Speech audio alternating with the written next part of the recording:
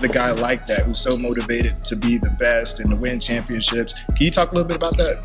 You know, everyone was like, man, why you hating on Vince Carter? Let the man be. And I said, listen, It's your man RB to Breakthrough, and guys, there is so much going on in the NBA today, so we got a lot of news to cover in this video. It's going to be jam-packed with information. To the real ones out there, I ask that you like this video as you do come in, because it does help the channel grow. And if this video does get 4,000 likes before 9 p.m. Eastern time today, we will also hold a live call-in show tonight. You guys will be able to call in, give your thoughts about all the situations surrounding the NBA Finals. So hit that thumbs up. I do appreciate it. Before our first story, as you guys do know, it was reported last week, we covered it on my channel, Clint Capella. Yes, the Rockets, they're actually looking to trade Clint Capella, a couple other players on their team. Personally, I don't understand why they would want to get rid of a guy like PJ Tucker, but that's beside the point. However, it has recently been reported that the Houston Rockets, they are in serious trade talks right now with the Boston Celtics as far as Clint Capella. Apparently, things are going really fluid at this point. Keep in mind, guys, we know that Kyrie Irving, it's pretty much a done deal that he's out of Boston. It's been reported that he will likely go to the Brooklyn Nets. So right now, the Boston Celtics, they're actually really focused on Terry Rozier. They're trying to get him to re-sign on a new deal. Now, Clint Capella, he does have a pretty big contract. It does make you think who they would actually trade to get Clint Capella, because if you're not going to be able to get an Anthony Davis, which, you know, we'll talk about that a little bit later, to get Clint Capella on that contract and to even make it work out for a trade, you're going to have to trade some pretty good pieces. And I would imagine that going forward, if Kyrie Irving is not there, then you would have Terry Rozier and at least Jason Tatum to really spearhead that charge for the Boston Celtics. And as always, I'll definitely keep you guys in the loop as far as what does transpire there. But they are in serious trade talks for Clint Capella, the Boston Celtics and Houston Rockets. But on to our next story, also in the news, Tony Parker. Yes, after 18 seasons, he has decided to retire. He's going to go ahead and hang it up. And I understand that a lot of this generation, they don't really understand how good Tony Parker was in his prime. This guy is an NBA champion. He's also won a Finals MVP. He did that on a team where NBA legend Tim Duncan was his teammate. He's been such an instrumental part of what has happened with the San Antonio Spurs pretty much over the last 20 years now. So if you are somebody that did not see Tony Parker play in the 2000s, I ask that you go back, look at this man's highlights, look at the amazing games that he's had in the playoffs. And to be honest, man, I'm so disappointed that we had to see his career end on a losing team, but much respect to a real one in Tony Parker. Also in the news, Kevin Durant. Now guys, we had an awesome time on the live stream last night. Shout out to everybody that pulled up to the live breakdown of the Golden State Warriors versus Toronto Raptors game 5. Now I'm pretty sure that you've heard to this point that in that game, Kevin Durant, he did sustain an injury. As soon as it happened, I'm like, damn, this is really reminding me of what happened to Kobe. Unfortunately, whenever Kevin Durant did go down with this injury, the crowd, they cheered it on. I absolutely cannot believe the fact that Raptors fans literally cheered and found delight in the fact that Kevin Durant was injured. That was just beside me. Now, if you did not hear, Kevin Durant was extremely emotional in the locker room, and Bob Myers has confirmed that it is an Achilles injury. Let's take a listen to his reaction to Kevin Durant's injury. Kevin had it's an Achilles injury. I don't know the extent of it. He'll have an MRI tomorrow. Prior to coming back, he went through 4 weeks with our medical team, and it was thorough, and it was experts and multiple MRIs and multiple doctors, and we felt good about the process. He was cleared to play tonight. That was a collaborative decision. I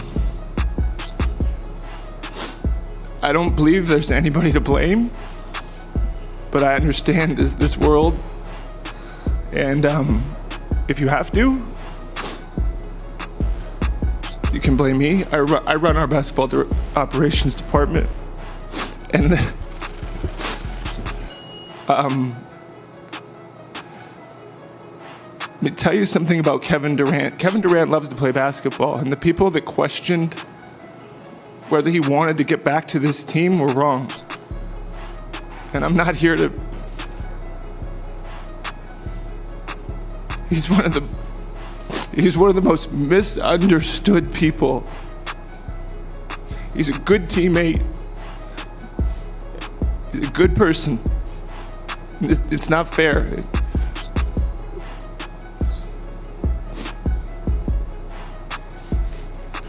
All right, now I get it. Some people, they're saying, yo, those are crocodile tears. He's not really crying. For better or for worse, I don't really believe that you can judge a man's intent or judge his heart, but I will say it's extremely disappointing. I want to give a major shout out to Kevin Durant. We always put major respect on his name on this channel. Some people are saying that it wasn't the smartest thing for him to go out there and play. People are saying that by going out there, he's probably going to lose money, which we're about to get into that in just a moment. But you can never fault a man for just trying to go out there, help his team out to come back from this 3-1 deficit and just play the game that he loves and he's passionate about. And after this injury occurred, Kevin Durant, he actually hopped on Instagram and said, Dub Nation gonna be loud as F for game 6. I'm hurting deep in my soul right now, I can't lie, but seeing my brothers get this win was like taking a shot of tequila. I got new life, LOL, #dubs. It's good to see that he was in good spirits right after the game, even with the severity of the situation. And the crazy thing here is that to all the people that said, man, look at this, he probably just blew a new contract, I think people are forgetting the fact that Kevin Durant, he can actually opt in, still get all his money from Golden State, and then go somewhere next year if he decides to. However, even if Kevin Durant did want to go somewhere, breaking news, it has just been reported that there are 3 teams out there that even with Kevin Durant's recent injury, even if he would sit out all of next year, they are willing to give Kevin Durant a max deal. Now, this was reported by Mike Cheria of Bleacher Report, but he says that he asked, if you had cap space, and he's talking to different teams, would you go out and sign Kevin Durant knowing that he will likely be out maybe the whole year? The answer of these people was yes. Each of the teams also said that they wouldn't even put an injury language in there for maybe 3 or 4 years to project in his contract. Wow, isn't that a blessing in disguise? Now, I can understand why many of us would think that, hey, I mean, this is probably going to blow contract opportunities. And yeah, maybe there are some teams out there that because he does have this injury, they're no longer really going to go all in for Kevin Durant. But this just goes to show you that yes, teams still want Kevin Durant and they are still willing to give Kevin Durant a max deal, even if he were to sit out all next year. If you are the Golden State Warriors, you have to pay attention to that. Now, when Kevin Durant actually heard that teams were looking to get him even with this injury, however, he just responded to this and he said, I cannot be recruited.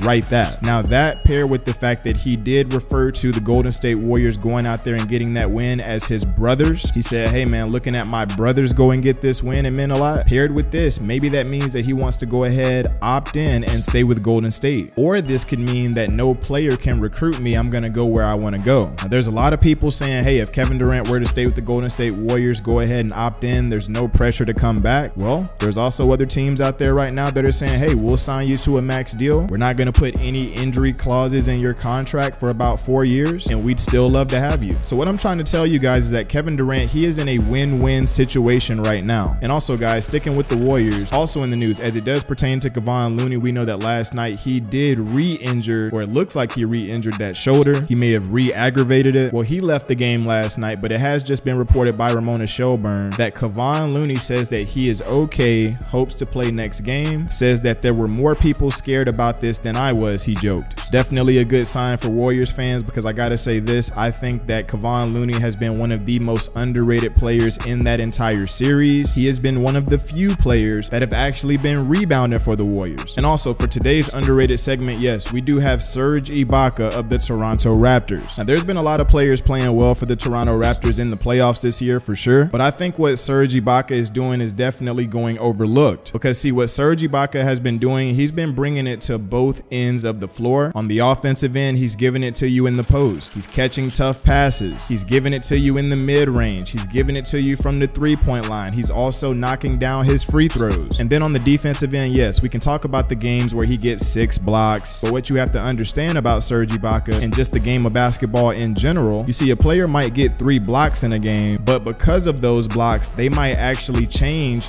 10, 15, or even 20 shots over the course of a game. Obviously, that depends on how much they're playing. But see, the stat sheet doesn't show whenever you're changing shots. Serge Ibaka is sprinting back on offense, sprinting back on defense, and he actually carried the Toronto Raptors last night throughout the third quarter and most of the fourth quarter. And that is why he is in today's underrated segment. But now on to our next and final story. Anthony Davis. There's been a lot of talk about where's this guy gonna go this offseason. We all know that he did request a trade from the Pelicans last season. He no longer wants to be there, even with the Pelicans having the #1 round pick. Anthony Davis has recently announced that the main teams that he wants to go to are, for one, the Lakers, and then for two, the New York Knicks. There were two other teams involved initially, but he has now cut that list. He wants to be a Laker or he wants to be a New York Knick. And this was reported by Shams of The Athletic. Now, after this was reported, apparently the Knicks, they did put something on the table. At least from what I'm hearing, they put Kevin Knox as well as that main draft pick that they do have on the table to try to get Anthony Davis. And the Pelicans, they're like, nah, man, we're not really feeling that. Keep in mind, that would have been a package right there that would have allowed Zion Williamson to play with RJ in that situation. So because that was rejected by the Pelicans, and again, that was reported by Ian Bagley, SNY, the Pelicans are now looking to get into a 3-team deal to get everything that they want. Now, what do the Pelicans want? Well, Adrian Wojnarowski has just reported that the Pelicans are pursuing a combination of assets that includes an all-star player, a young player with all-star potential, 2 first-round picks, league sources tell Adrian Wojnarowski. Now, with this being said, David Griffin actually says that there is no shot clock on the Anthony Davis trade request, meaning he's in no rush at all to get Anthony Davis out of there. We know that David Griffin, he has history with LeBron James. Personally, I do not see why David Griffin would trade Anthony Davis to go pair with LeBron James, which would mean that you would be trading this player away so that you could get beat by that team in that conference. There's obviously been a rocky relationship there in the past between the two, and even with Anthony Davis saying, yo, I want to go to the Lakers, and if I can't go there, I want to go to the Knicks, I think essentially the Lakers would have to give up their entire roster to have a chance at really getting Anthony Davis, considering the fact that David Griffin is there. But then at the same time, outside of Dennis Smith Jr., Kevin Knox, and their draft pick, I don't really know what the Knicks are going to be able to offer. So we will have to see how this thing plays out. The Knicks, they don't have much to offer. I find it hard to believe that David Griffin would trade Anthony Davis to the Lakers, considering LeBron's there. Will there be another team that swoops in and gets a chance at Anthony Davis? Only time will tell. But if you're a real one, make sure to like this video right now because it does help the channel grow, and I truly do appreciate it. If you're not subscribed to this channel by now, with the offseason swiftly approaching, you are lacking out here in these NBA streets. Don't get caught lacking. Subscribe to the channel. Follow your man on Instagram at RB The Breakthrough, as you do see on the screen right there. Sincerely, God bless. I'm out.